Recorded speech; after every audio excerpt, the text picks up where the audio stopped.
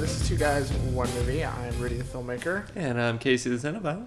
And today we're here with Mr. James Crawford. We need a nickname for you. Everybody's got to have a nickname.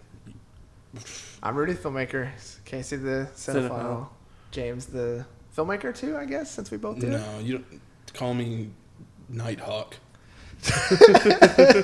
James the NightHawk. Okay. Hot.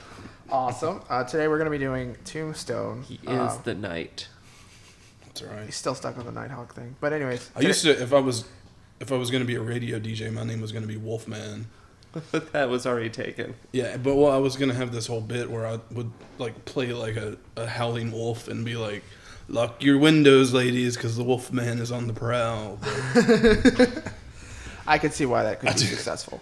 Well, I never became a radio DJ, so. No. Okay, well, we're reviewing Tombstone, the 1993 Tombstone. As opposed to the 2014 Tombstone that doesn't exist. Anyways, just some really quick facts over it, just really quickly. The budget was $25 million. Opening weekend, they did $6.5 million, and they finished in USA alone at $56 million. They doubled their money, almost tripled their money with European noise. So it did really, really, really well. So that's really good. I personally, the best thing that I remember about Tombstone, because it has been a while since I've seen it, but is Val Kilmer's performance. Yeah. Jesus, I mean, it was perfect to me. I talked about it earlier when you guys were here, then I talked about it again with Mark earlier, and it's just like I loved it. I loved every bit about it. It was good. And that's our show, guys. Just kidding. Yeah. For me, all right. Well, I gotta go. So. For me, this movie has a distinction of being like one of the three westerns that I like to watch. There's this, McClintock, and Big Jake. Those are the three western movies I can stand. I don't know. I've just never been a real western movie goer, but this movie to me transcends the genre because it has really good characters. It has a really good story, but most importantly, it has really good characters. Yeah, it does. Because it's not just, you've got Kurt Russell, Val Kilmer, Sam Elliott, Bill Paxton. Pretty much the powerhouse of the early 90s. I forget who played Little Bill, but he's pretty... you got the Sandman. Thomas Hayden Church was in that. But, just so quotable. This movie is just so quotable. Did you see it in theaters? I did not see it in theaters. Okay. I was only 5 years old when it came out, so I didn't see it in theaters. Yeah, I didn't see it either. The reason I saw it is because my stepdad was really into westerns, so it was a lot of the Duke, a lot of that guy. John Wayne? John, thank you. I don't know why I do that, but I just forget. It was a lot of John Wayne and then a lot of Tombstone. Well, the first time I actually saw Tombstone, you let me borrow it. Yeah. Because you were talking about it all the time. I was like, all right, I got to see this movie. It's getting on my damn nerves because I don't know what the hell he's talking about. And like for 4 weeks after that, I was all, I'm your Huckleberry. For 4 weeks after that because I couldn't stop. I was just stuck in there. There was a point in my illustrious college career that we watched Tombstone probably 3 times a week. And it got old, but it was still good. But you can make a drinking game out of that. Yeah. There were probably drinking games to that in those days. But and I think the story wise, I like it how they're the good guys don't start out as the good guys. They're just coming into town to make their fortune, right? And he takes over the saloon, takes over the not Kurt Russell. Kurt Russell's character, right? Yeah, takes over the card game. Yeah. Punches Billy Bob Thornton in the face. A heftier Billy Bob Thornton. Yeah, back then. Yeah, I remember that. Yeah. You gonna do anything, or you just gonna stand there and bleed? Yeah. Oh my god, that was in the trailer just now. Just to rewatch it to familiarize myself with that. He says that. Yeah. Where you going with that shotgun? Yeah, that was That was good stuff. And it just because of circumstances, you know, I forget what the gang's name was. I just remember they had the red sashes. The Cowboys. The Cowboys, yeah. It gets to the point that Virgil, he just can't take it anymore. He's tired of just standing by and watching them just run roughshod, and then of course finally Wyatt comes around to it. But the battle at the OK Corral. The OK Corral.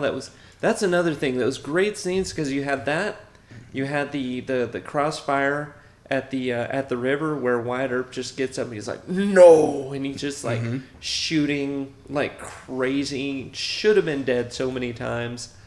But he's Wyatt Earp. But he's Wyatt Earp, but then when he goes after because he beats Little Bill, but when he goes after Johnny Ringo, he's like, I'm not fast enough. That's when Doc Holliday comes into play. That's another. They're just. I can't think of a better Doc Holliday than Val Kilmer from Tombstone. Yeah. That's when I think Doc Holliday. That's what I think is Val Kilmer, and his two guns going. I got one for each of you. You probably see a double. That's why he's got two guns. And the cup thing where he's spinning the cup around, mimicking Johnny Ringo. That was hilarious. Apparently my hypocrisy knows no bounds. As a matter of fact, no, I do not like you. I definitely hate him. He reminds me of me.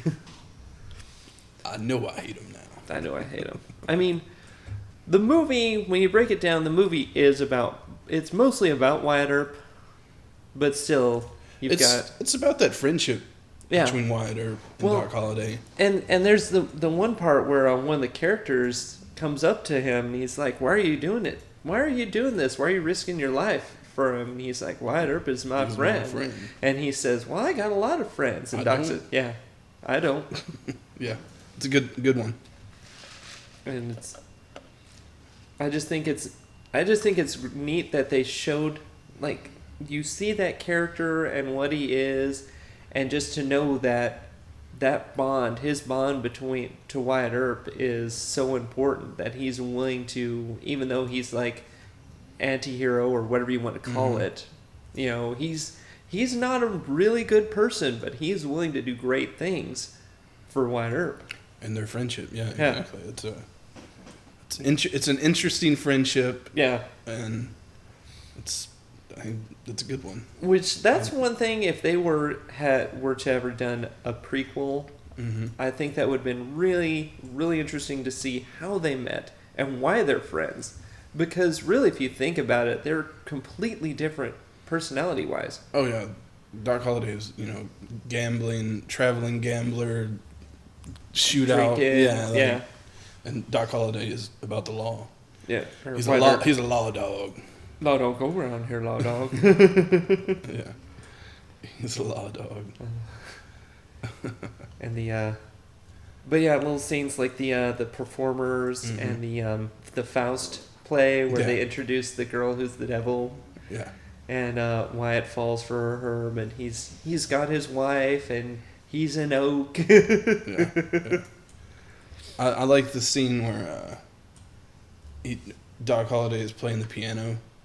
They call him like the drunk piano player, and the guy's talking about playing some other songs or something. Why don't you play some Camptown Lady? Why don't you play some? Yeah. Who is that? Yeah, and then his line is hilarious. It's the Frederick effing Chopin. Yeah, that's hilarious. And I'm your Huckleberry. That's good stuff. You tell him I'm coming. And hell's coming with me. Yeah. There's so many like one-liners in this movie that are just people who haven't ever seen Tombstone know these one-liners from the movie. So that just tells you how far this movie goes. You know? Well, it's like I'm the same way with Pulp Fiction. There's so many lines from that movie that I knew before I even watched that movie. So it's Royale with cheese, man. Royale with cheese. That is a tasty burger. Yeah, that's same thing with Tombstone. You don't even have to see the movie to know that I'm your Huckleberry. Or Yeah. You're no Daisy. You're no Daisy at all. It's good stuff.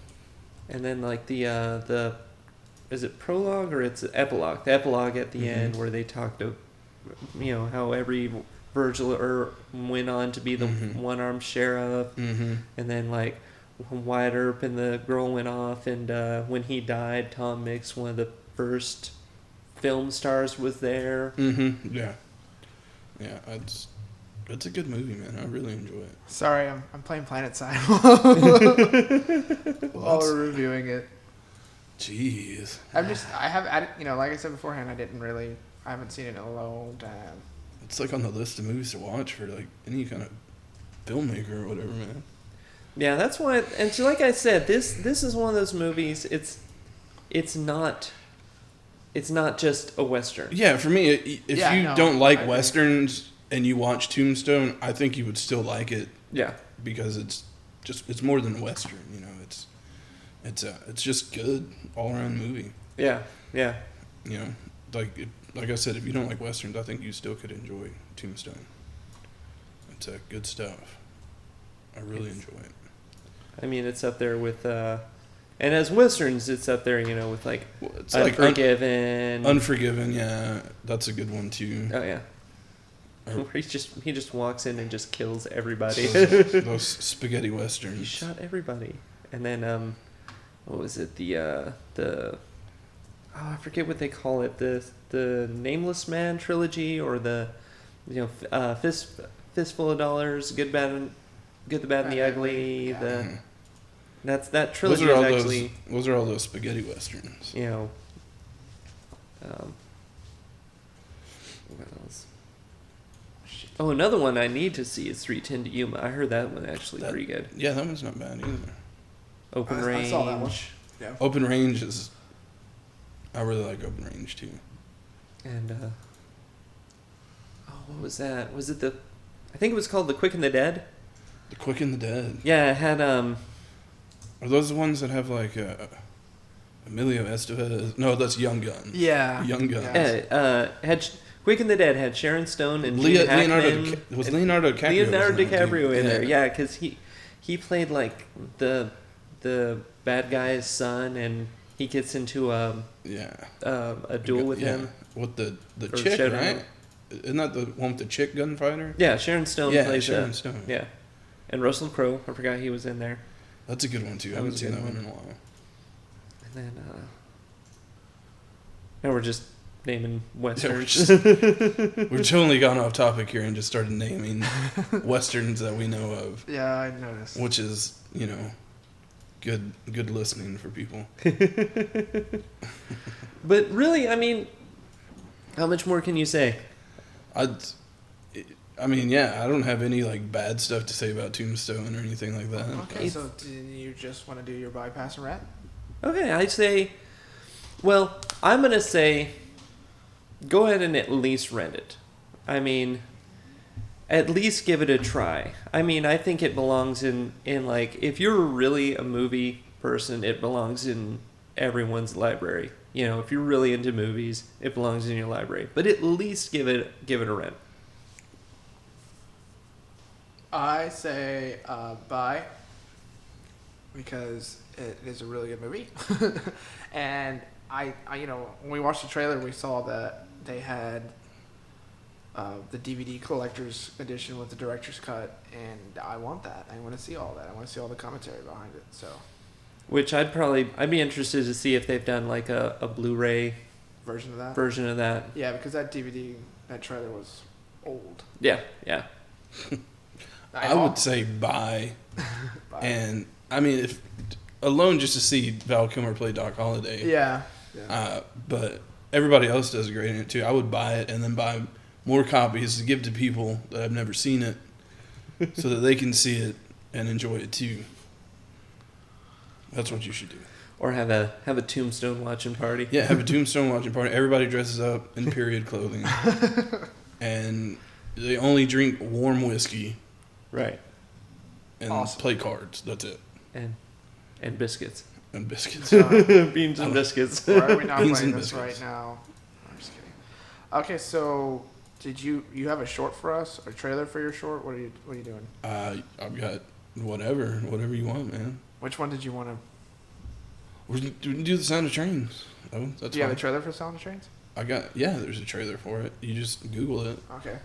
So right now we're gonna go ahead and watch James. So what did you do on this, James? You produce it? I produced it and was part of the writing Okay, of cool. it, and I was also everybody was a jack of all trades on this set. I helped with some of the makeup. Yeah. I helped with, which I'm by no means a makeup artist or anything, but it was a learning process for the alien that's in it for 2 seconds. So awesome. And So yeah, that means it's sci-fi, guys. It's sci-fi. So It we're gonna is go ahead and, sci-fi. we're gonna go ahead and watch the trailer right now. So here is the Sound of Trains. The Sound of Trains. What did I see?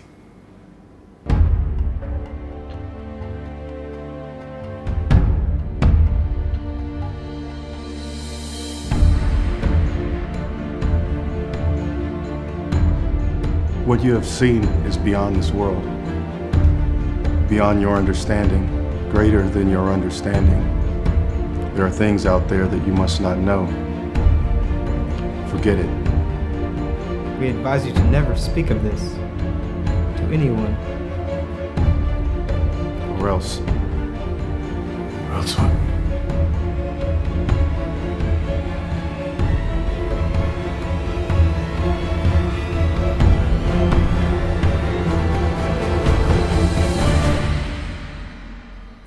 We will return for you.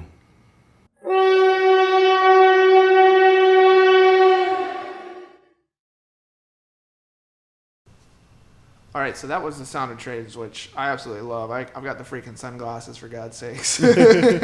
I think it's great. Casey, what did you think? Well, the first thing that came to mind was when I was in high school, we used to watch a show called Ray Bradbury Theater. Mm-hmm. Yes. And they used to do those sci-fi shorts. Like Twilight Zone-esque. Like Twilight Zone-esque, but a little different, a little more out there. Mm-hmm. And that's kind of the vibe I got out of that. I really like that that actually plays into it. The train sound plays into it through the Right. whole thing. Right. And I really like that because it's just like every time I heard that, I got kind of a little like a spine tingle, more. And I'm like, something's coming. What's coming? It's foreshadowing. Where's it going? Well, to me, this, I've seen 1,000 shorts being in the film community. Crappy, great, bad, middle, from all the spectrum of filmmaking. And this, to me, has all the characteristics you need from, like, a professional film, of people that know what the hell they're doing. Yeah. I mean, the sound design, to the composing, to the acting, to the directing, to the writing, to the producing, to the color, to the edit. Everything was perfect on this. Yeah. So I really, really enjoy it. It's not available to view online yet. No, we have it's on the Shorts HD channel. On So we have DirecTV, to. right? Yeah, it's DirecTV. I don't know the channel exactly off the top of my head, but it's on there. So we have to wait until our release on that before we can release it online, and it's Cool. going through festivals right now. So That's very good. And then what festivals did you get into? we just got into the Telluride Horror Show, That's big, by the way. which is Okay. it's a very good festival for horror movies. Tucker and Dale vs. Evil premiered there, Yeah. and stuff like that. So it's a good one to get into. It was also top 20 in the Louisiana Film Prize last year, which is cool. Nice. And I mean, it's been going through festivals and stuff, so we're pretty happy. Didn't get into Fantastic Fest, which is, I just wanted it to get in there so I could see Tusk. Oh, But that's okay. And I wanted to see like the weird people that go to Fantastic Fest and all the weird short films that they show, which I think is cool. So, Awesome. But Telluride is a good, And did you submit to Telluride, or they found you? A friend of ours, David Byers, he knows the people that run the festival, and he gave them the Sound of Trains, and they liked it, and so they They put were it like, in hey, there. we're going to put it in. Yeah, pretty much. Cool. So how did you get Daniel?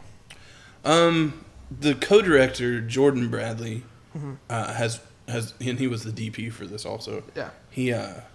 He's worked with him several times, and They just know each other. And when we did this, he was like, "Hey, I bet Daniel would do this," and we're like, "Yeah, sure, go for it, man." And then he did it. So It's always a good thing when you make a short film to have a name that really pushes it to the next level. It shows professionality too. Right.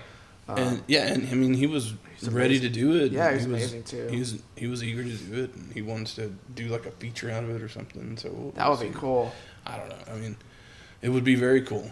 And if you did a feature out of it, it'd probably be like a badass version of Signs. Like everything Signs lacked. Yeah. Yeah. Because I wanted to like Signs. I liked Signs, but not like, you know what I mean. It's M. Night, for God's sakes. But like I wanted it to be more than what it was, and I think and this was just kind of a spur of the moment thing for us. Like we were like, hey, let's do the film prize, and we're like, well, what are we gonna do? And it took us a while to figure it out, and we did this, and we wrote it, and then we had Baldwin, and then we weren't for sure if he was going to be able to do it, so then we're like, well, let's do something else. So we wrote a whole another script, and then we're like, okay, he's going to do it. So they're like, okay, we're back to this, and so we did this with. I mean, we shot it like 2 days because he missed his first flight.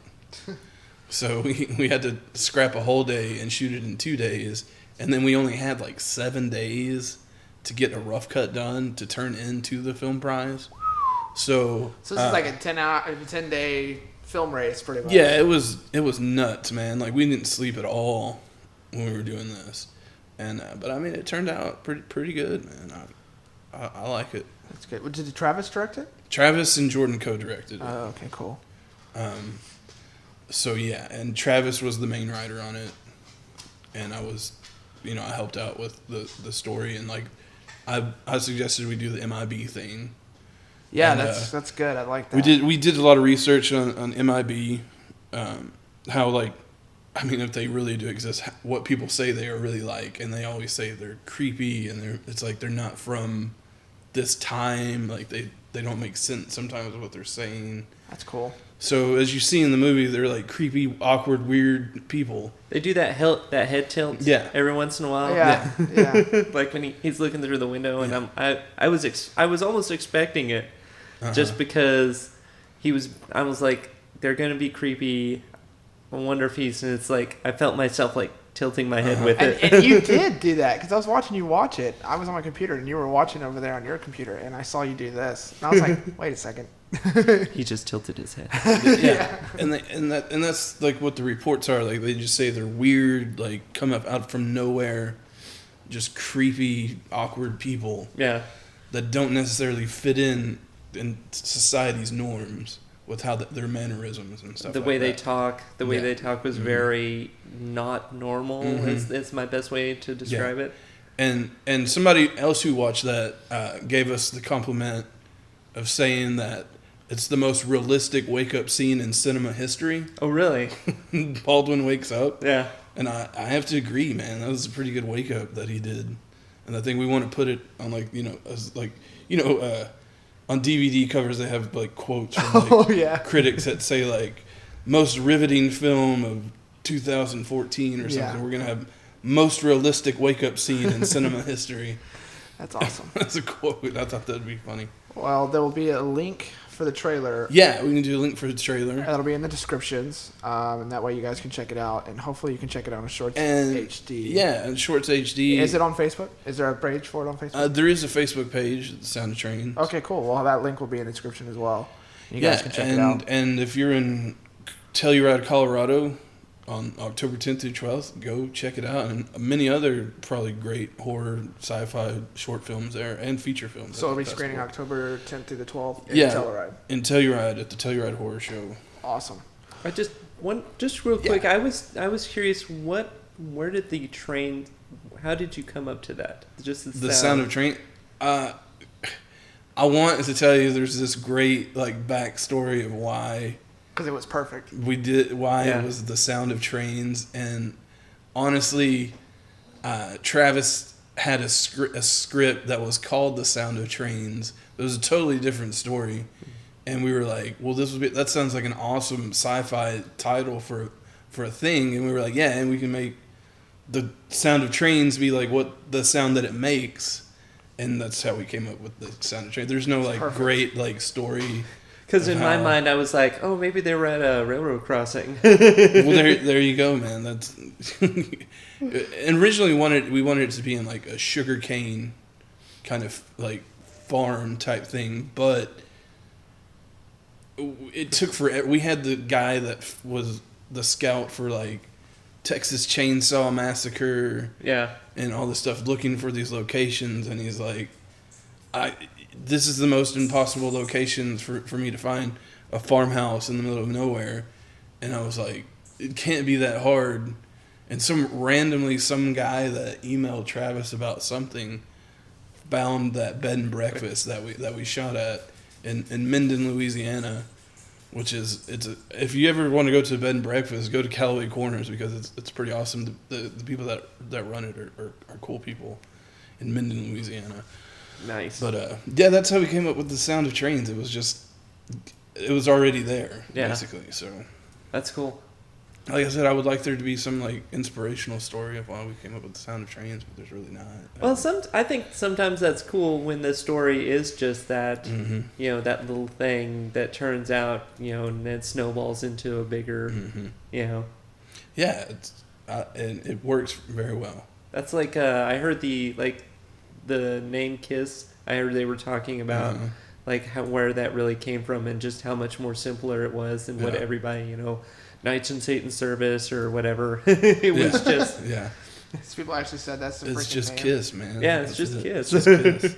Like AC/DC kind of like Yeah. sewing machine. after Christ Devil Comes. Yeah, and then it's like the story is I think they got it off of like some sewing machine or something like Yeah, that. yeah. Yeah. But yeah, that's the sound of trains, and it's funny seeing people looking on like a list of things, and they're like, the sound of trains. What the heck is that? You know? What could that possibly be? So that's kind of cool too. It's I like that I wasn't able to predict what it was going to be about just from the title. And yeah, Yeah. Casey likes that. He likes not knowing. yeah,